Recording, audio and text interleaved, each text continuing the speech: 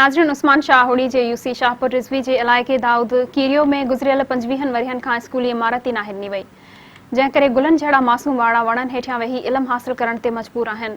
वधीक तफ़सीलनि लाइ पेश आहे सनाउल्लाह थेबो जी हीअ रिपोर्ट। जी नाज़रीन, असां हिन वक्त मौजूद हैं यूसी शाहपुर रज़वी जे दाऊद कीरे में, जो गुज़रियल 25 सालन खां स्कूल की बिल्डिंग न हुजण जे करे हिते मासूम गुल जहिड़ा ॿार जेके वणनि जे हेठियां तालीम पिराए रहिया आहिनि। उन हवाले सां ॻोठाणा जेके आहिनि सरापा एहतिजाज बनिया अचो त सां ॻाल्हि ॿोल कयूं त उनजो वधीक छा चवणु। असीं पुरज़ोर अपील कयूं था साईं ज़िया बादशाह खां MNA ज़ुल्फ़कार बचाणी साहब खे त महिरबानी करे असांजे हिन गुलनि जहिड़ा ॿार जेके आहिनि इन्हनि ते रहम कयो वञे, असांखे स्कूल ॾिनो वञे। या जेके बि असांजा हिते नुमाइंदा आहिनि उन्हनि जा ॿार सभु ॿाहिरि मुल्कनि पढ़नि पिया या वॾनि स्कूलनि पढ़नि पिया, महिरबानी करे खुदारा असांजे हिन गुलनि जहिड़े ॿारनि ते रहम कयो वञे, असांखे स्कूल ॾिनो वञे। तमामु ई काफ़ी क़दीमी ॻोठ आहे, पर असांजा गुलनि जहिड़ा ॿार ॾिसो कीअं पट ते वेही पढ़नि पिया काड़े उस में।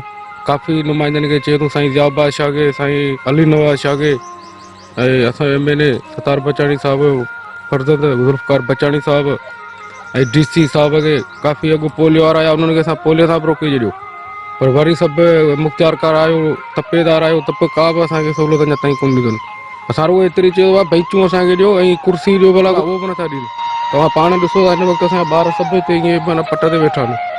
असांजी बिल्कुलु हिते इल्तिजा आहे बस वारनि खे त असांखे महिरबानी करे स्कूल बिल्डिंग ॾियो या मास्तर असांखे महिरबानी करे असांखे स्कूल ॾिनो वञे, असांखे कोई सहूलियतूं ॾिनियूं वञनि, असांजे गुलनि जहिड़नि ॿारनि ते रहम कयो वञे। मुतालबो आहे त असांजा गुलनि जहिड़ा ॿार पट ते वेही पढ़ी रहिया आहिनि उस में, ऐं जेको त साईं खे अपील आहे MP MNA खे त असांखे स्कूल ॾिनो वञे, बिल्डिंग ॾिनी वञे।